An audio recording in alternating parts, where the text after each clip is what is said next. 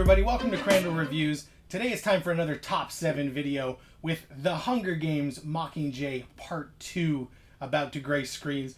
I thought it would be fun to just do a top 7 my favorite movies that the cast of The Hunger Games have appeared in previous. So this is going to be all over the place. We're going to get a few different crazy movies, but these are 7 movies that I think you really can't go wrong with, especially if you want to see some of the cast of The Hunger Games before or during the Hunger Games run.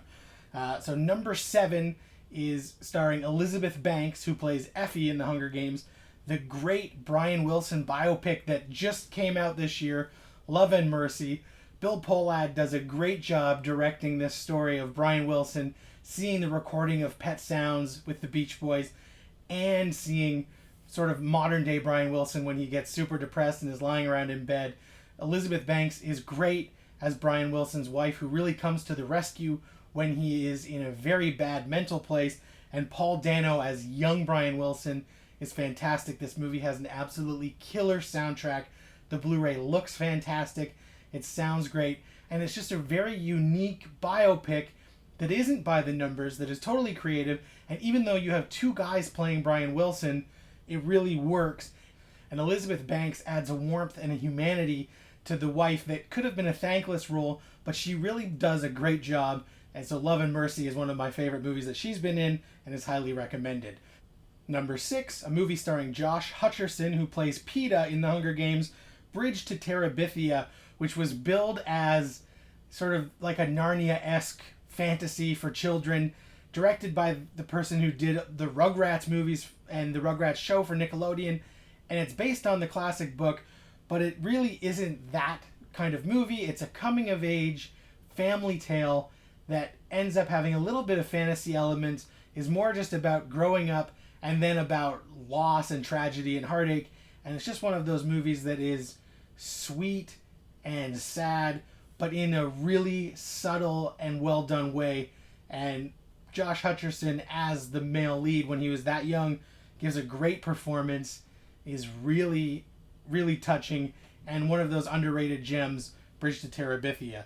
At number 5, Woody Harrelson in one of my favorite comedies of the last 20 years, the Farrelly Brothers' Kingpin, where he plays this just low-life bowling pro who goes on a road trip with Randy Quaid as the naive Amish boy, and Bill Murray giving the performance of a lifetime as Big Ern McCracken. But Woody Harrelson really owns Kingpin a lot of the time, because he's just hilarious as Roy Munson, just a complete dirtbag idiot. And one of the best performances, he's got that hook hand, and it's ridiculous and stupid, but I actually think Kingpin is the Farrelly Brothers classic movie that even outdid Dumb and Dumber, and just all the performances are top notch. So if you're a fan of Woody Harrelson and you haven't ever seen Kingpin, check it out. Number 4, Jennifer Lawrence. Obviously, Katniss is the main star of Hunger Games, and she's been great in stuff like the X-Men movies. But Silver Linings Playbook, the David O. Russell movie co-starring Bradley Cooper, is still one of the best examples of a very funny rom-com that doesn't condescend to the audience, even though it hits all those cliched things that most rom-coms have. But it's got great dialogue, believable characters, flawed characters, and is just a heck of a lot of fun. It shows you what a great movie star Cooper and Lawrence really are. And even though I'm not psyched for Joy because the trailers have been kind of bad and American Hustle wasn't as good, Silver Lining Playbook still holds up as just a really great example of how awesome Jennifer Lawrence can be.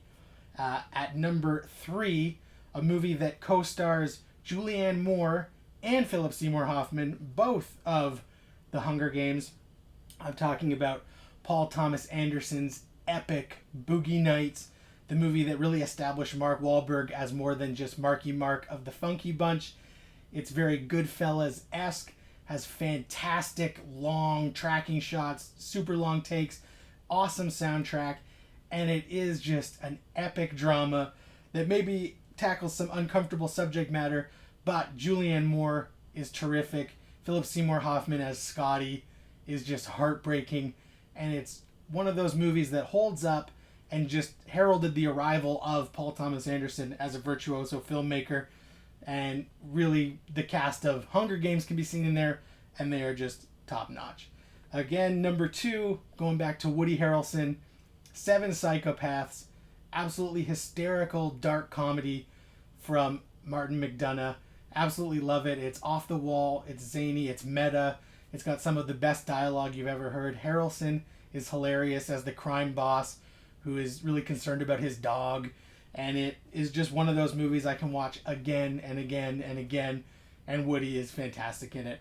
And then my favorite movie that features alumni from the Hunger Games would have to be the Coen brothers' zany comedy, the second bowling movie on this list, The Big Lebowski, which again teamed up Julianne Moore and the late, great Philip Seymour Hoffman in Jeff Bridges' defining role as the dude. Just one of the most absurd yet hilarious movies I've ever seen. It's infinitely quotable. I could recite the whole movie right now. If it's ever on TV, I have to watch it. If it's not on TV, I break out the Blu-ray. It's just crazy. It's got that great Kenny Rogers tune, that dream sequence. The Coen brothers at their best, most absurd, and it's got people who would go on to this huge Hunger Games franchise. So if you're a fan of the Hunger Games and you haven't seen these great movies that the cast are in, definitely seek them out. Give this video a like, make a comment, and don't forget to hit subscribe.